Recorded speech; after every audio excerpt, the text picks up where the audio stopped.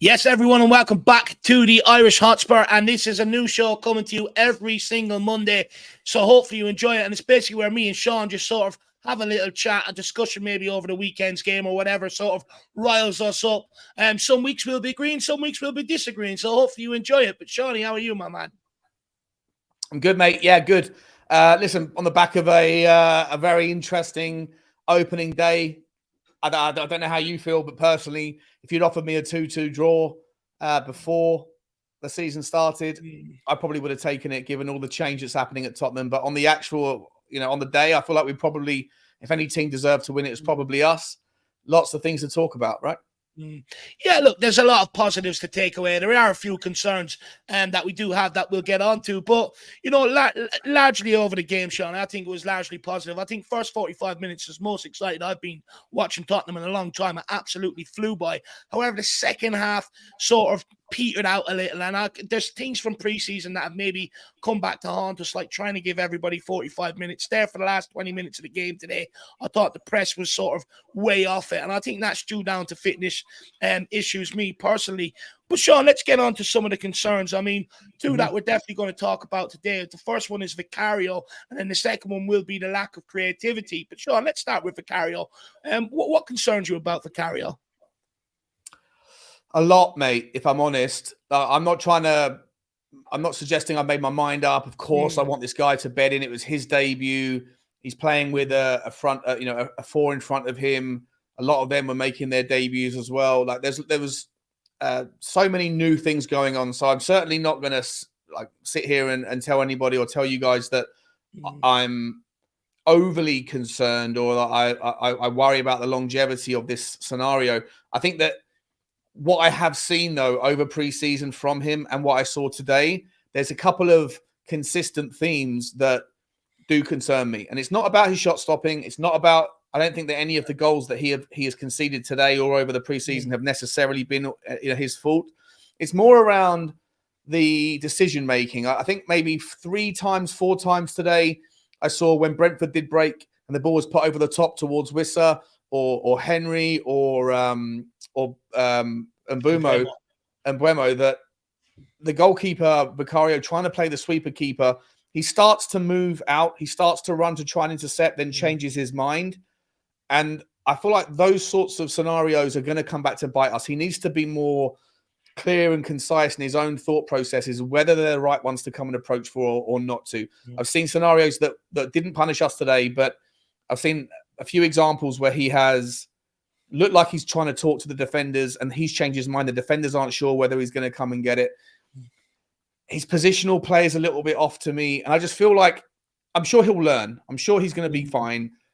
But it reminds me a little bit of Gomez when he was first at Tottenham. And I made this point a little while ago. I think he reminds me a bit of Fabian Barthez as well. He has this a bit of a lunatic gene in him. And I think all goalkeepers are going to make mistakes. Unfortunately, all goalkeepers, when they make mistakes, they're going to be punished. So I'm not looking to blame him. But what I do feel like with me, where I'm at right now, is outside of all of the technical aspects that a goalkeeper needs to offer and reassure a fan in, beyond that, you have to have a calming, reassuring presence.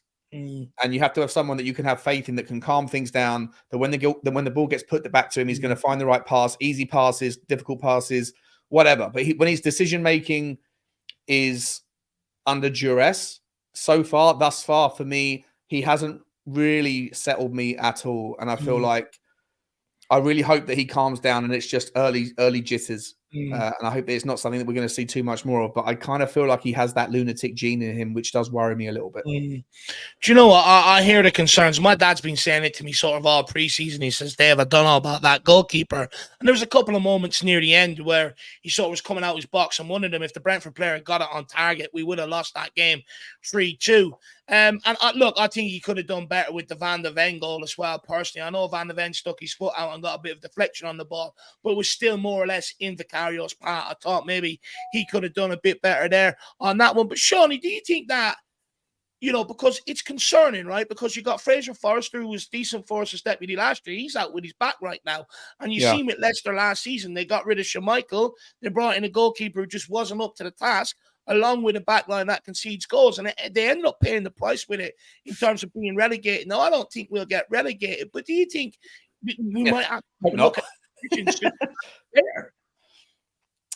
Listen, I think there's problems there. We spent a lot of last year analysing the mistakes, the decision making, and the lack of confidence that was exuded by players like Eric Dyer and Hugo Lloris, and we were kind of figuring out towards the end of the season. Well, look, had you bought a different goalkeeper in, or had you bought a Gleison Bremer in to replace Eric Dyer, would those mistakes have happened? Had they not, different timeline, of course, but you would probably say that maybe there was 12, 15 points conceded between those two with just poor decision-making that was based in lack of confidence in each other and a lack of confidence in the individual. And I wonder, if that 15 points hadn't happened, we might still be under a Conte system. We might have finished in the top 4 or 5, right? So there's consequences to making mistakes at the back, and they're punished usually. Today, we weren't.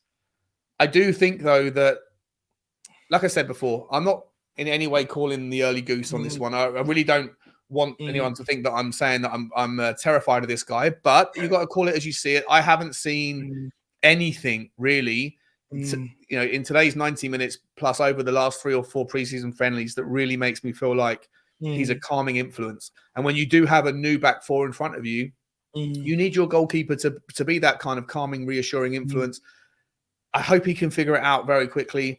But some of those decision-making issues where he comes and he stops when he's communicating, telling one thing, then changes his mind, that kind of stuff can lead to goals. And against Manchester United, against better attacking forces than what Brentford have got to offer, I think some of those situations could end up with bad outcomes for us.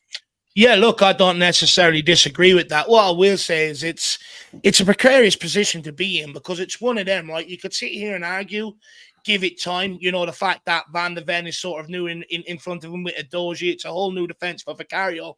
But also, we've got Van de Ven and Edozie both sort of trying to settle into that defense as well. And I've always made the argument this is why we should be doing it before preseason, so that you give them preseason time to iron this out. So we're not using Premier League games to iron it out. But look, it looks like Tottenham won't go again in that position. So we just have to trust the scouting network and the data analysis used to bring in this guy, because it can have severe ramifications if your goalkeeper is not up to par. And look, that was my concern about letting Harry Kane go, because there's too many unknowns around the back line and around Vicario, and that we needed his goals. But look, that probably that'll progress us on to the void of creativity today. But with Vicario, look, we can only hope that with games, with time, with people playing with each other, that then cause that Sean is talking to, the decision making, that sort of evens itself out, and Vicario can go on and be a solid keeper for Tottenham. Because we seen last year, when you have a goalkeeper that's not quite at it, and your backline's not quite at it, it's an absolute recipe for disaster. So we do need Vicario to come good. So everybody that's tuning in, let us know in the comments below your thoughts on the whole Vicario situation. Sean, anything else you want to add before maybe we move on and talk about lack of creativity? Yeah, no, I'm happy to move on. I just want to reassure people that I'm not sitting here saying, we've gone in the wrong direction. It's far too early to tell. It was his debut today. For what it's worth, I thought Flecken, who was also on his debut, or Flecken, I'm not sure his name. I thought he was also a bundle of nerves at the back on the other side. So, I feel like, opening day nerves, whatever, it is what it is. I'm just calling it that, as I see it, I feel like there's things we have to keep an eye on. And I'm hoping that he's aware of it, that the defenders are aware of it, that the coaching staff are aware of it, and that they can spend some time kind of trying to build that confidence, trying to have clear communication with each other so that it doesn't become a problem. We've got away with it thus far. But you know what? He hasn't kept the clean sheet in any of the games that he's played. None of them. I'm not putting the blame at his feet. I just hope that he can figure these little early teething problems out, because he's going to be such an important part of our season. So, yeah, absolutely spot on. So let us know below. Is it a concern that we need to keep an eye on, or is it a concern that you think will be ironed out with game time? But look, let's move on to the void of creativity, because when you've got a goalkeeper that's maybe a bit nervous, the back line that's conceding goals at the rate we do, we need to be scoring goals at the other end. And ultimately today, Sean, I was left disappointed from what I've seen. I've highlighted before that Son on one side, Kulu on the other, playing as an inverted winger because they want to constantly come in on the good foot. it's not helping the team, it's hindering them. And for me, today was a game where it was screaming out for us to beat the man on the outside and get the balls in behind.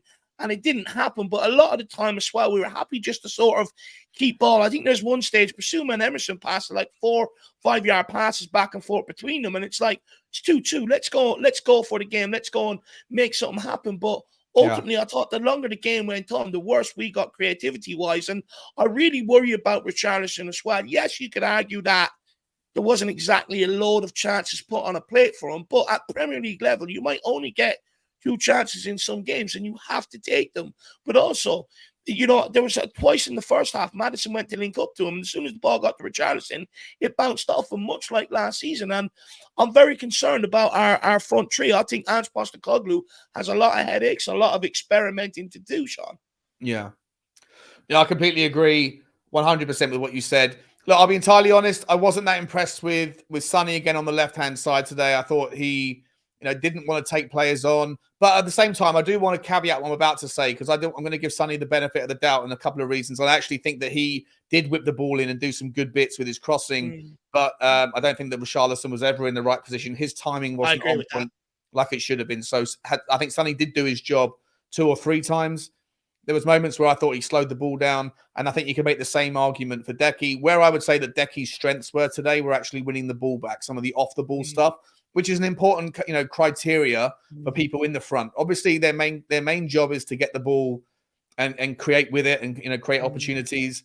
But when you do lose the ball and that sort of thing is going to happen, you do need those forward players to be able to get the ball back. I thought Decky's strengths today were really in the recovery and in the kind of regathering of possession, which allowed us to have that 68% possession on, net average or whatever. What I would say is I didn't think Sonny was great. But then when I thought Perisic came on, I thought Perisic was worse, if I'm entirely honest. I didn't think Perisic did too much, that was a step up or a change in the game. I think I think it would be wrong of us or remiss of me not to acknowledge how solid and secure that back 5 of Brentford were.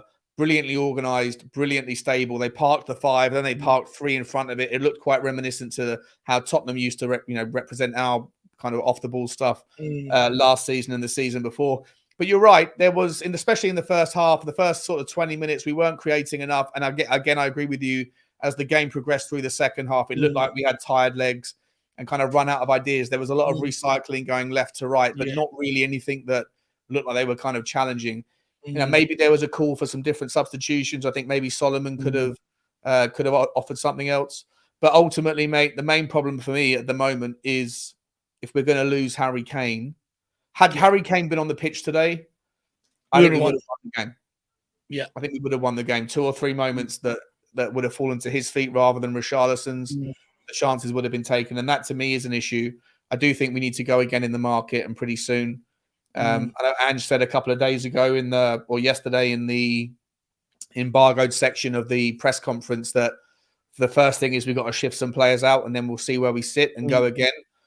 I think it's important that we do make room for someone else to come in that can sit in that 9 and who's got a more of a clinical finish on him. Whether that's Gift Orban or someone else, I don't know. But if we stick to this front system, then I have concerns at our ability to convert chances.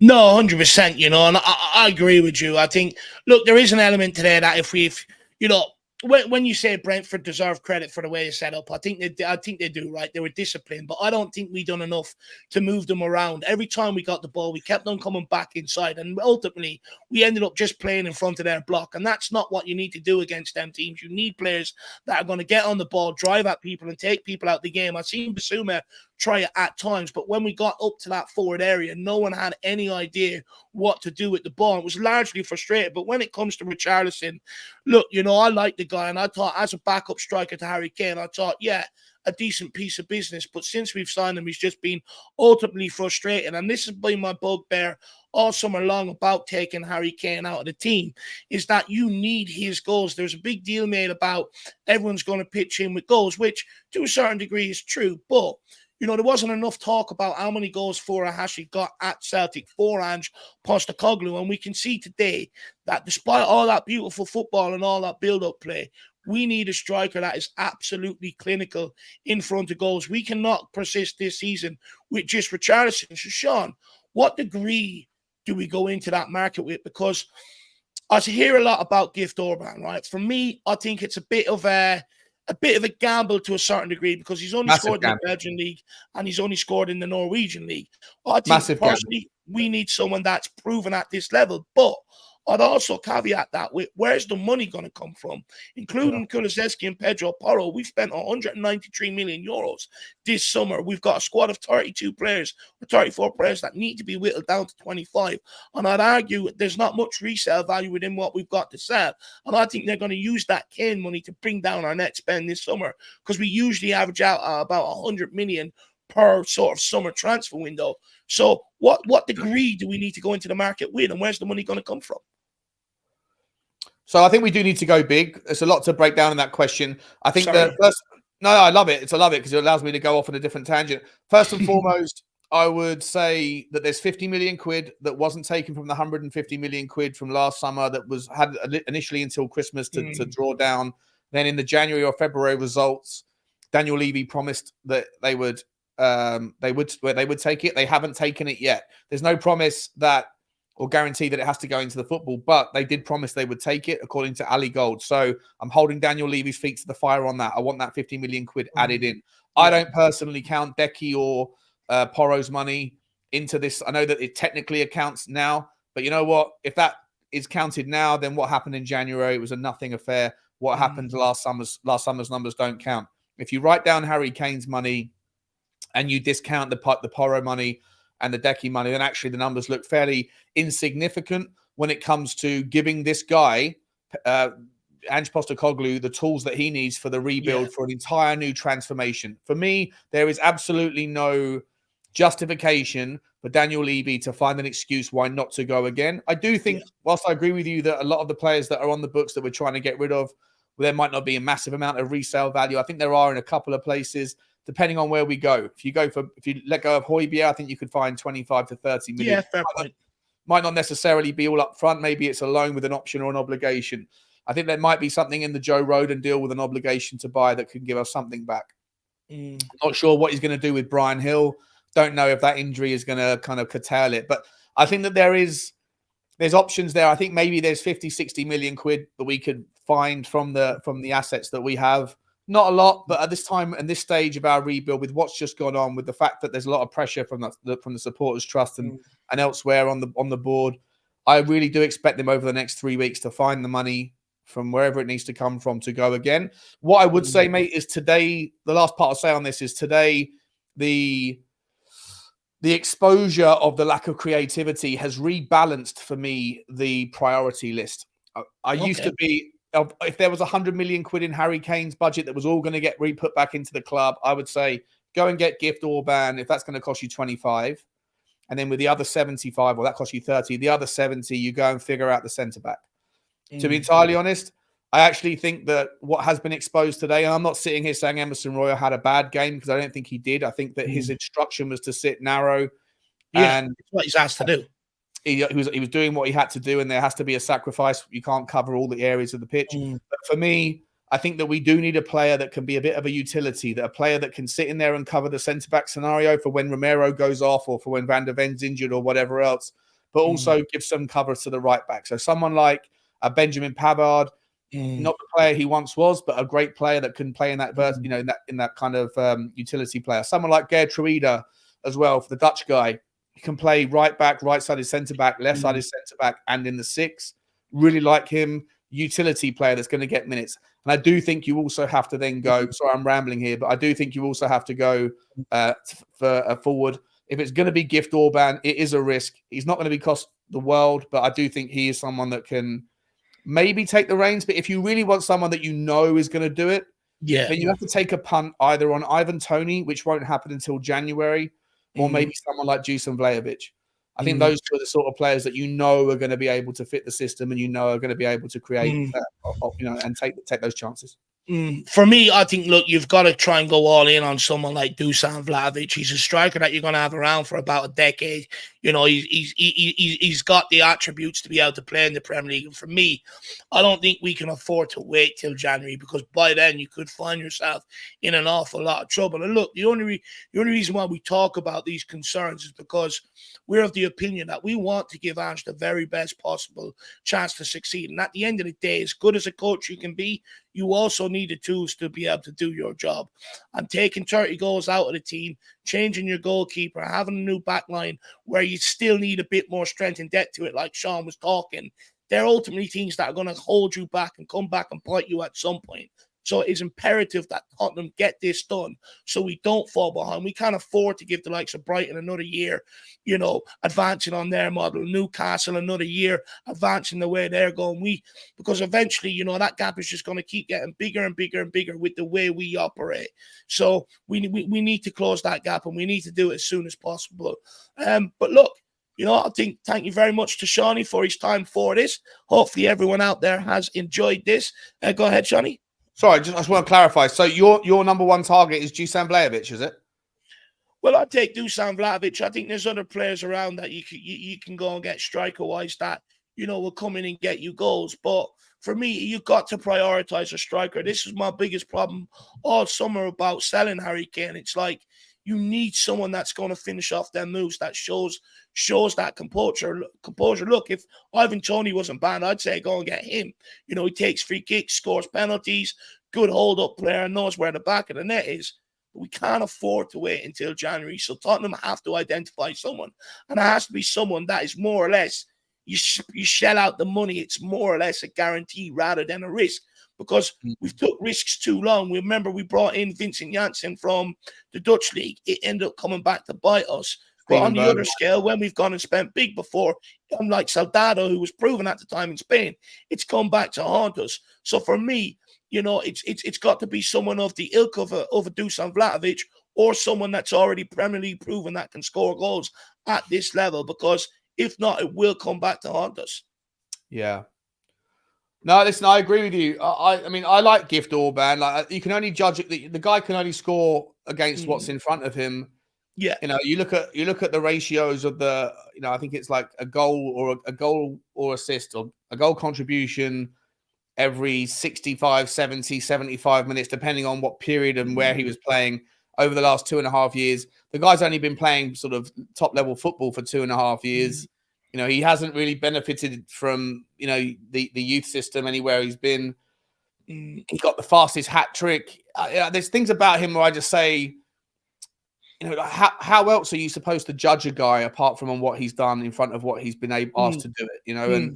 And if you look, you know, he's got I think last season he had an XG of like 12 and in goals of 24. So something like that. He's scoring twice as many goals as he's supposed to. So if you're looking for a clinical finisher, someone who takes their chances, maybe he's the guy. Maybe we don't need to go for just him. Maybe you can go and get two. You know, maybe you can get someone who's more of an out-and-out 9 than someone who can, because you know, you can make the argument that with the lack of options we have on the width as well, that maybe there is a need for, you know, someone to replace Brian Hill. I'm not sure, but all I was saying is that today, for me, I think that before today, I was pretty convinced that we needed to spend the bulk of any money left on defenders. And I think after today, I feel a bit more worried about our attacking options as well. And I think that maybe now the balance has to be 50-50. You can't ignore the defense. We do need support in that regard, especially on the right. But we also definitely need to go again in the in that forward spot. 100%. I definitely agree with you. People in the comments, let us know, you know, do you agree with us that, you know, that money has to be spent at both ends, at the top end and at the back end? That's where the money needs to go if we really want to sort of try and do something, you know, magical under Ange this year. But also, don't be afraid to let us know in the comment section what you want us to discuss. Anything you want us to discuss, put in the comment section and we'll do it for next Monday. But this is out every Monday, so stay tuned for it. Shawnee, massive thank you to you. Everybody, you know who he is. If there's anyone tuning in that doesn't, please get over to Spurs Talk Show, smash the subscribe button, show him the love. He's been awesome over here on this channel for quite some time, so make sure you get over and show him the love over there as well. Shawnee, anything you want to say to the people before we end off? No, just a big up to the Irish Hotspur, mate. I love your channel. I miss doing the watch alongs with you. It doesn't feel the same, but you know, it is what it is. But listen, I'm looking forward to Thursday nights as well with the panel shows coming back very soon. So big up to everyone in the Flat Cap Army and the Irish Hotspur Army, and I'll see you guys real soon. And you'll also catch me on Sean's channel at 4 p.m. today as well. So you'll catch me over there at 4 p.m. as well today. So make sure you get over and stay tuned for that. But that's it from us. We'll see you later on. Come on, you Spurs. In Ange Postecoglou, we trust. We never stop.